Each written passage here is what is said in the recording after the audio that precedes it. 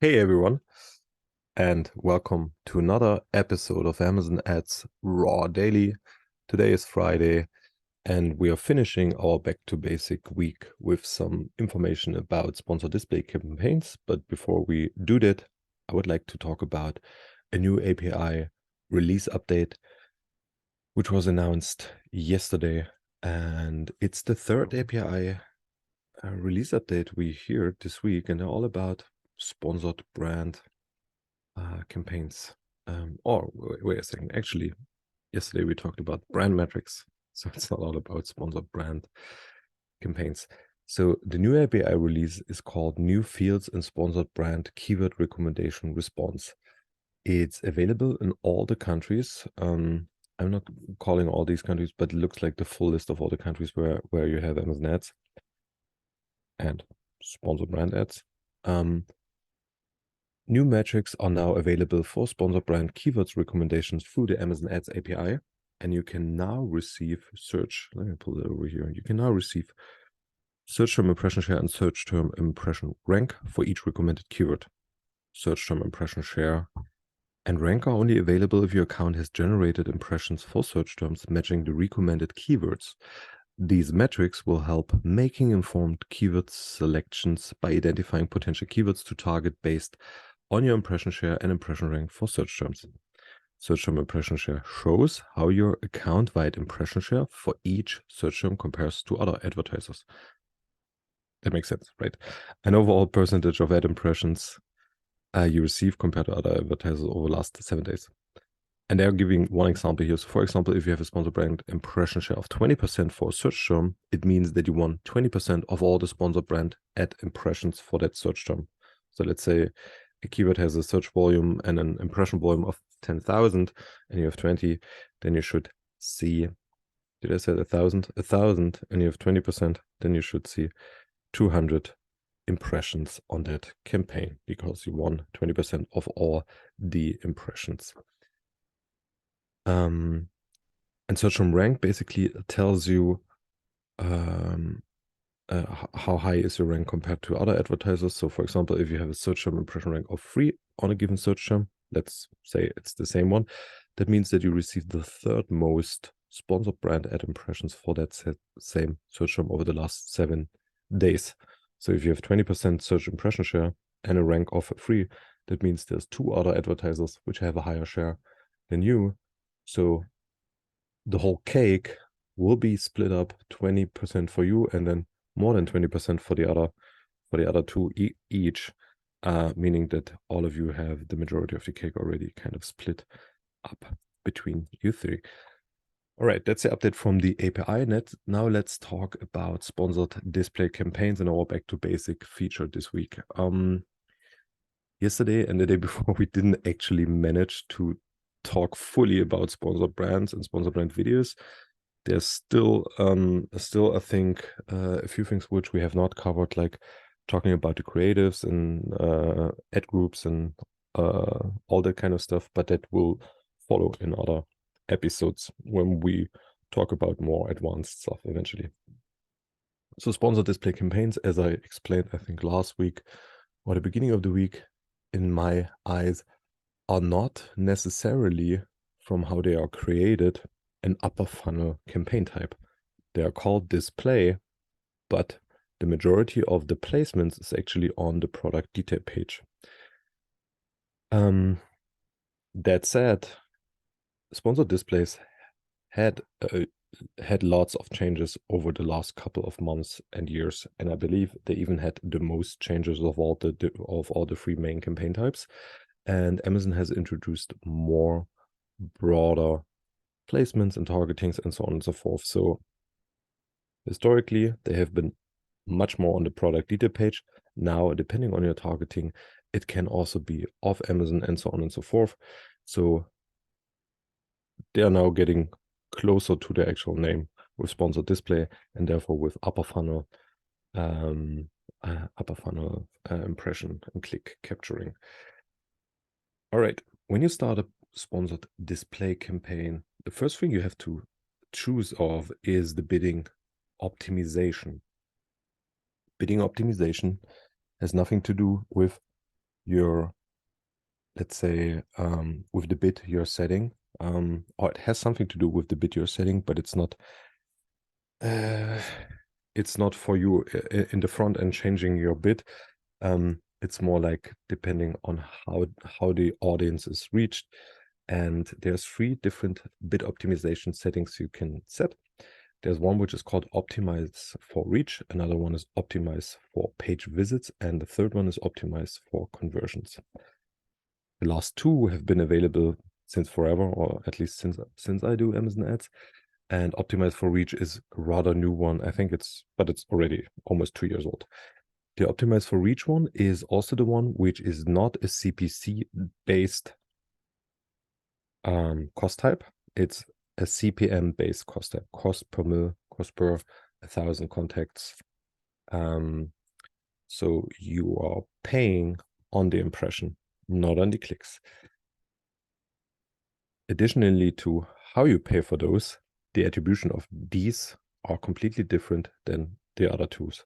The other tools are last click attributed, and optimize for reach is actually a 14-day last view, or depending if there was a click after the view, then the click would trump the impression. But it's enough if an user has saw a sponsored display ad in the last 14 days, if you choose optimize for reach, that a sale which eventually then happened would be captured with this attribution model. I'll repeat it, and I think I have an episode about this already a couple of weeks ago. This is a different attribution model. When you use this, you will see many more sales. Your ACoS will be fantastically low because it doesn't use the last click attribution. It uses a last view and click attribution, which is in a 14-day window. So 14-day view attribution for all of the people who are doing performance marketing, they know what it means. So keep your hands away from this if you're not very sophisticated and you don't know how to measure your incrementality on sponsored display campaigns. I'm not recommending to use optimize for reach. The other tools are really depending on what your strategy is. Optimize for conversion really brings better conversion rates, lower ACoS. Optimize for page visits really brings more traffic. So we have tested this a couple of times. I personally have tested this a couple of times myself. And for the tests, which I kind of created an A/B scenario, having similar campaigns with the same campaigns with the same budget, the same bids, and the same targetings, but the one is set for page visits, the other one is set for conversions. I could see that page visits outperform in terms of clicks and impressions the other type, but also in terms of ACoS. So the efficiency was way, way worse than for optimize for conversions.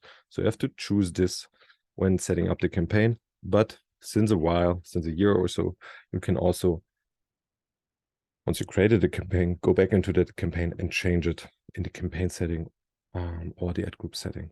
And then you'll have to choose the ad format, which is the second thing.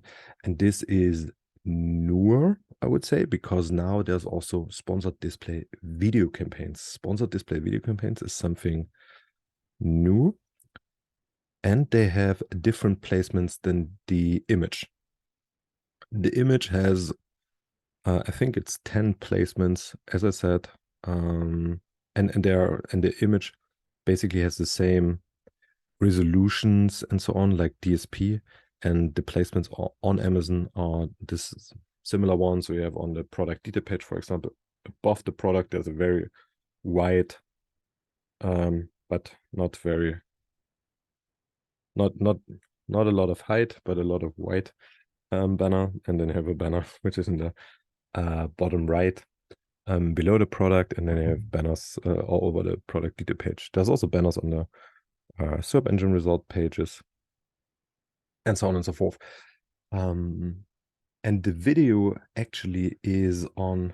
Let me quickly add a product here, so I'll get to the creative. So the video has 3 placements: Amazon Mobile Rectangle, and I think that can also be on the homepage. a normal or a normal rectangle and a billboard. So there's 3 different sizes of ads and 3 different placements, let's say. And the video also has a specific requirement, which is other than the requirements you have for sponsored brand videos.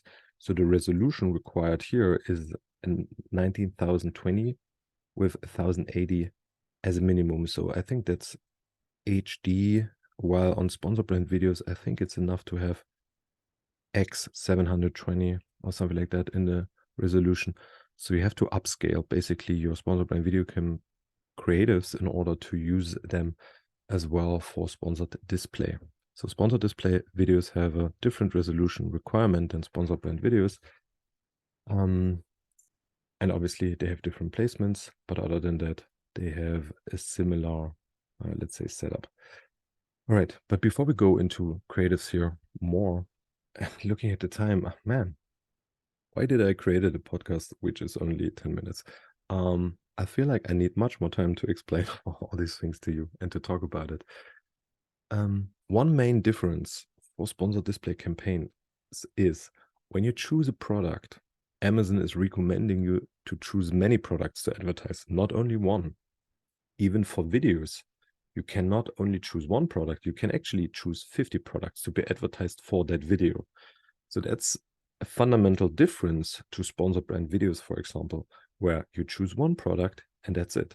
So if you have 10 products, in order to kind of create campaigns for them, you need to create 10 campaigns, or you need to create one campaign with 10 different ad groups and then 10 different products advertised. But the point here is on sponsored display, if all of these 10 different products would be shown in my video, so they are relevant for the customer as well, I could put all of them into the products to advertise section, put a video before, and then let's go. Same with the image as well. And the image is a dynamic one. You can add a custom image as well with logo and headline and so on and so forth.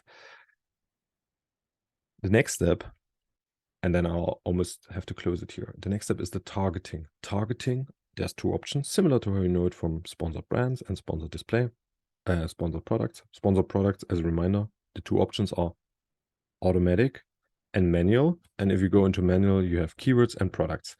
For sponsored brands, it's keywords or products. For sponsored display, it's not keywords. That's not an option, but you have audiences, and the other one is products. But it's not called product, it's called contextual targeting. And it's called like that because they have a few nuanced differences than you would have on sponsored brands and sponsored products. I will not go too much into detail here, but basically contextual targeting works similar to how you know it from the others. You have your products, you have your categories, you can choose, and there you go. We can talk about the nuance stuff in another episode here. Audiences, however, is very unique to the ad console. You have that in the DSP as well, but within the ad console, that's the only campaign which has audiences, and you have different sets of audiences. You have purchase remarketing audiences. That means you're targeting people who have purchased from your brand. You can choose different time frames and different, let's say, dynamic segments, not only from your own product, but also from competitor products, for example, and for categories. So people who have purchased from a category, you could target them. So purchase remarketing is one. The other one is views remarketing. So that's similar to purchase, but further upper funnel, let's say. So a person has viewed your product or similar to your product or something in the category. Then this would be your audience group, I would say. And then the last one is Amazon audiences. And there it gets very heavy. When they first introduced this, they had over 2,000 audiences in here. Most of them are interest and in-market audiences. There's a few live events audience, like recent movers, new parents, getting married or something like that. Interests as well, a couple of interests and lifestyle stuff. So dig into that. Great thing here is they have a search function, so you can search for I don't know, you can search for dog or for cat, and then you will find all the different audiences in market or lifestyle or whatever, which you can all target. There's Twitch audiences in there and so on and so forth. So this is huge. And with that, let's finally talk about the creative. The creative, as I said, is similar to sponsor brand videos. So you have an image. This can be this is more similar to a sponsor product. So it's a dynamic image showing the product title, the ratings. You can add a headline, you can add a logo, you can add a custom image as well to it if you want to. And the video we talked about already. All right, guys. Thank you very much. It's time to go. But before I close, oh no, I'll talk about that on Monday. Thank you all very much for listening and have a good weekend. Bye-bye.